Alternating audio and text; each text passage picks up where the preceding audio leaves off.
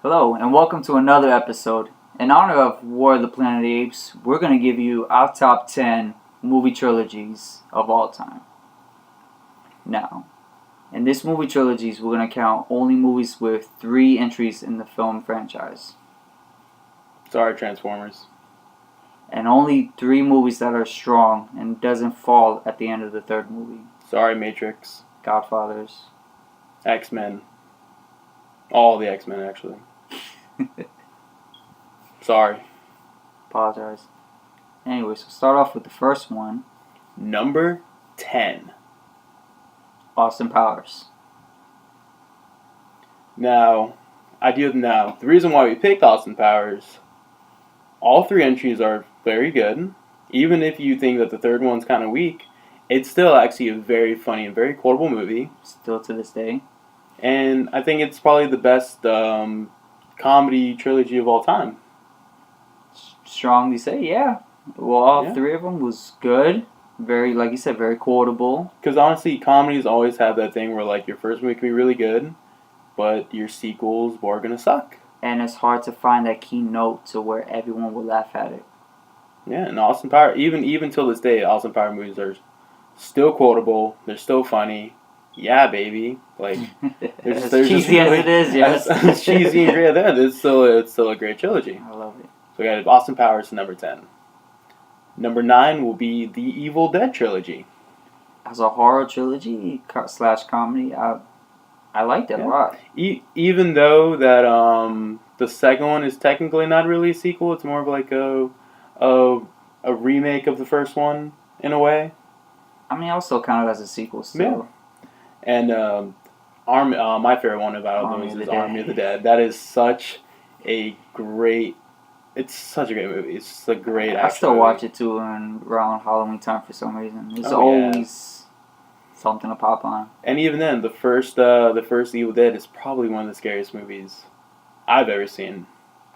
Still, I mean, when you watch it now, it's a really cheesy 80s kind of horror movie. But as a kid or watching it, oh my God, it terrifies back then, it was, I'll give it that one. It's a really, really solid horror trilogy. Solid 3 movies. And really not many horror movies have great sequels. No. So that's why it's one of the best horror trilogies. At number 8, the Dollar Trilogy. That's the Man of No Name, Clint Eastwood. That's going to be a fistful of dollars, a few more dollars, and the good, bad, and the ugly. Now, all 3 of these they can be considered all 3 of the greatest westerns of all time. And it's probably one of the only really old western movies that you could watch and not think like, damn, I'm watching a western movie. Nowadays, too, you go watch a Quentin Tarantino western movie. Like, okay, cool, it's a good ass western movie, but back in the day, Clint Eastwood. I mean, it was either him or John Wayne. Yeah, they were the kings of the western genre. But I was always a Clint Eastwood guy. Everything you knew about the West, you watch one of those 2 movies. But those 3 movies were definitely top notch. And even The Good, Bad, and the Ugly is probably considered one of the greatest movies of all time. It really is. Has one of the greatest standoff endings of all time. So that's why we gotta give some love to the Dollars trilogy. At number 7 is going to be kind of a new trilogy that has come around now. It's going to be the prequel War of the Planet of the Apes trilogies. Planet of the Apes. Rise, Dawn, and War. Of Apes, yeah. Of the Apes. So Planet of the Apes. Like we said too in one of our videos, this is one of the best trilogies where all 3 movies were good, one being better than the other. Yeah, afterwards. it's definitely it's what a trilogy should do, which each new entry is bigger and better than the next one. Without feeling like they jumped the shark or they're just trying too hard and this one trying to copy whatever the last one was. Or you nuke the fridge. Indiana Jones. But yeah, Planet of the Apes. These and I would even consider these even better than the original Planet of the Apes movies, even though I do enjoy those as of course a classic. Campy and fun they are, yeah. But as a prequel to this is a great story wise of seeing through the apes' eyes, other than seeing them as the villains and the humans. Mm-hmm. And I remember when Rise was coming out, I thought that was such a dumb idea. Why are we doing another Planet of the Apes movie? I was so glad I was wrong. Yeah, the great CGI was just amazing in that movie. Oh, and all of them getting better and better by the minute. Yeah, the Apes together strong. And at number 6, the Toy Story trilogy. These movies always make me Every single cry. Pixar movie, or at least almost all of them, try to tug that one bone in you. But I feel like every time I watch these movies, I just want to go grab my old toys and just give them a hug. and we both had Toy Story toys. Oh, of course. I mean, Toy Story has been such a big part of. It should be a big part of any kid's childhood. It's definitely. Even I can't even say all '90s kids because even the 2000 ones definitely remember Part 2 growing up. Part 3 for sure. Multi-billion-dollar movie right there. I remember when Toy Story 3 came out. It was me and a group of friends were probably the oldest kids in the crowd, and we did not have a care in the world because we loved that movie so much. And I think Toy Story is probably one of the most relatable movies to any kid out there because, yeah, dude, we all know how it feels to have to love our toys, and eventually we start growing up and we start growing apart, detached from our toys. But it's it's such a heartfelt story. And the third one was definitely of coming of age, letting go of your childhood, moving on, while having someone else start theirs. Yeah, if you want to watch a group of grown men cry, just turn on Toy Story 3. Just fast forward to the end and you'll see me shed so many tears. It's not even funny. Alright, so at number 5, we got to give it to one of the all-time classics. Come on, Marty. We got to get 88 miles per hour, Back to the Future. That movie definitely was a cult classic. To me, the first one was... I'm speechless right now. The first one was that fucking good. Look, I want a DeLorean. I want a hoverboard. I want my Jaws 4D. I want the Bulldog hoverboard. I want the Almanac. I want all these things from Back to the Future. I want a Pepsi free. Literally, I want a Pepsi free. Back to the Future, come on. What else can there be to say about the Back to the Future franchise? It's probably one of the greatest time travel movies of all time. And even if people don't like the second one and third one, I love the second one. I love the third one. Come on, they go back to the Old West, and it's a hell of a good time. Yeah, I mean, the second one was cool with the future and the 2015. Oh, yeah, we were promised all those things for 2015. Where's my self-laced shoes? They keep saying it's coming out. I don't own a pair yet. Cubbies won. Yeah, oh my god. That's fucking weird. That movie predicted the future. Literally. Except for the hover cars and all that, and Jaws 19, but other than that... I'm still waiting for that Jaws 19. It's gonna come out one day. I know it is. Alright, so for... Number 4, Captain America Trilogy. And you might think that, isn't the Marvel franchise just like a whole one big series?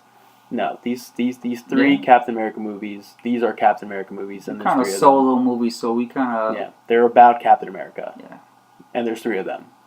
So that's rules of a trilogy. Now with this Captain America movies, of course, the first one... I like the first one a lot. World War II was pretty cool. And then him learning his powers, like I didn't expect him to learn everything off the bat, which I liked. And then the second one, too, was more of a badass with a shield, flinging things around, fighting. Second one, I still think is probably one of the greatest comic book movies of all time. Probably one of the greatest action movies of all time. Great villain. Movie. And it doesn't even play as a superhero movie. It plays more of like a spy thriller, and that's what keep these that's what kept it so like compelling and interesting. And to end it off right, Civil War. I mean, oh my God, you had Spider-Man fighting Captain America. You had Black Panther fighting Winter Soldier. I mean, you had Iron Man fighting Cap, and that fight scene was probably one of the best fight scene out of any superhero movie. Yeah. I would have to give it. And the final fight scene, and if you haven't seen Civil War... It's a little too late now for a spoiler. Get your ass up and go see it. I don't know what to tell you. So at number 3... It's the Lord of the Rings. Lord of the Rings. We count this one not because of The Hobbit, but just those 3 movies. You can even say that Lord of the Rings is like one long 9-hour movie. Technically. But... It's I mean, come on. At that time, yeah, the graphics was good at its time. Story-wise, It still looks better today. It still looks better than most things that have come out today. And it's not. And it's still such a great story. the epic Good battle. versus evil. The battles, the characters, the whole mythology to it, the whole everything, and it has inspired so much nowadays. When it comes to like these fantasy epic movies. I mean, Kind of all go back to that one as like a blueprint of it. yeah.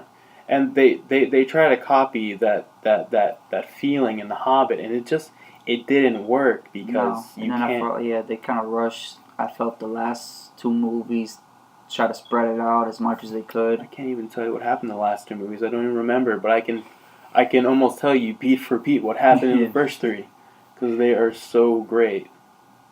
And there wasn't a lot of walking. No, it's not a movie about walking. There's fighting in it, and there's eagles In a ring. and a dragon. Yep, there was a dragon. It's not Game of Thrones, guys. Come on. They started it. Anyway. They started it. Not going on that tangent. And number 2, it's going to be the Dark Knight trilogy. This is what really shaped what comic book movies can be. After the fall of the late 90s with Batman and Robin. All right, you call that a fall. I call that a success, but that's just me. I'm completely joking. Nice to meet you. It's nice to see you.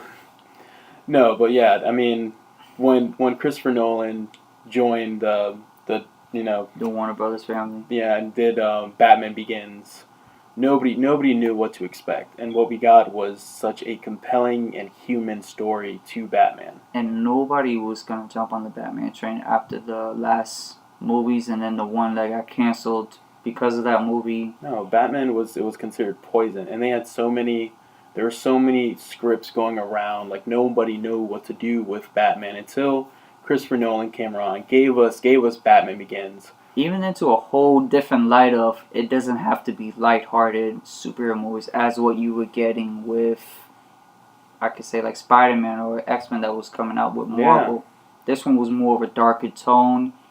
It would really kind of set up a lot of superhero movies to this day, mostly in the DC area, of how to make your movie.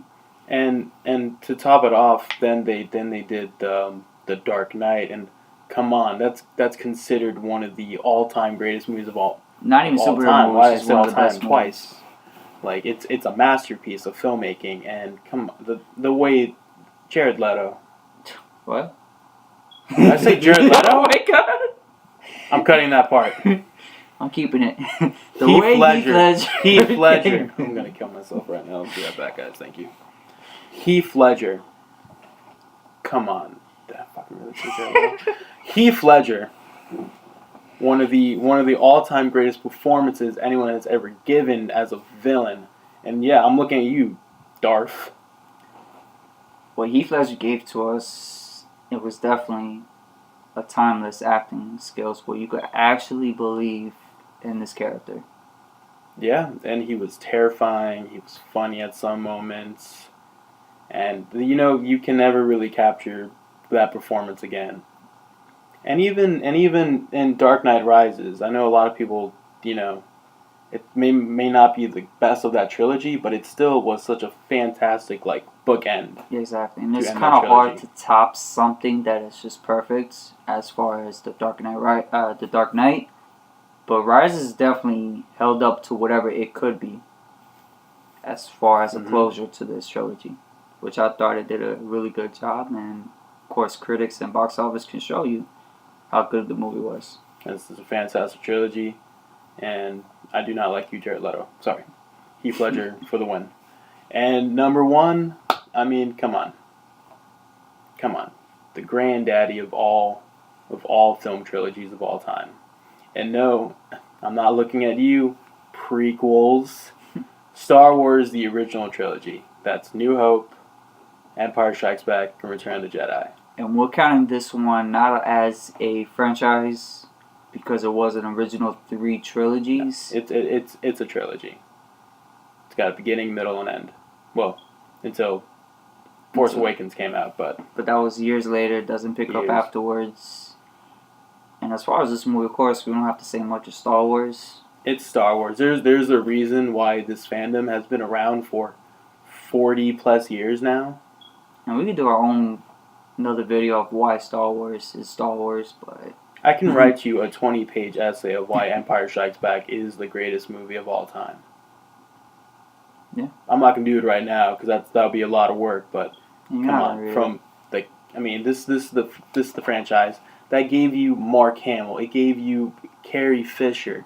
It gave you Harrison Ford. It gave you Darth Vader, Han Solo, Luke Skywalker. Not only that, Princess Leia. It started off as the space movie era, where everybody just wanted to make a space movie, and everybody now goes Everybody wants to be Star Wars. Everybody wants to be a Star Wars. Everybody wished their franchise could be Star Wars.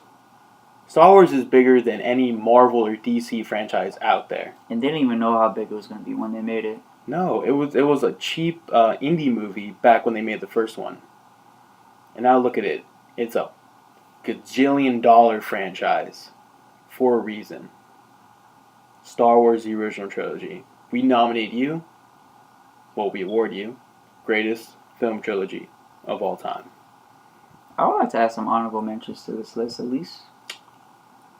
I would have given Indiana Jones really high up there if the fourth one never counted. If Shia LaBeouf wasn't swinging on vines. Yeah, if Harrison Ford wasn't in the fourth one, I would definitely just count that as a trilogy.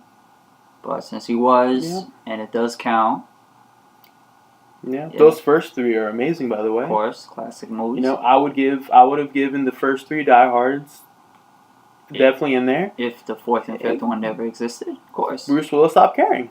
The only one I would truly give an honorable mention to would probably be the Ocean's movies. Ocean's movies are a very good trilogy. 11, 12, and 13.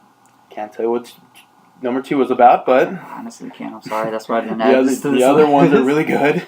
Definitely check those out if you've never seen them. Yeah. 13 too with the Al Pacino was definitely a good one. Ooh, yeah, Al Pacino wasn't that man. That's a good movie. That was a great fucking movie.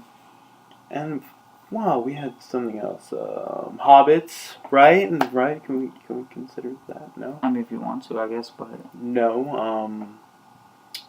X-Men. If you didn't have that third one, I think I already said that before. Men in Black. If your other two were as good as the first one, I love the first one. 3 was better than the second one at least, but yeah, that's true. Yeah, but 2 is really forgettable. Godfather. If you stopped after 2.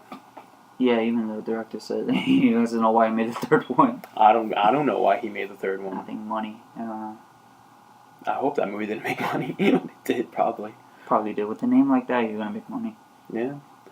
So that's our list. Thank you guys for watching. And hopefully we'll have greater trilogies out there in the future. And Heath Ledger, not Jared Leto. Sorry. Have a good night.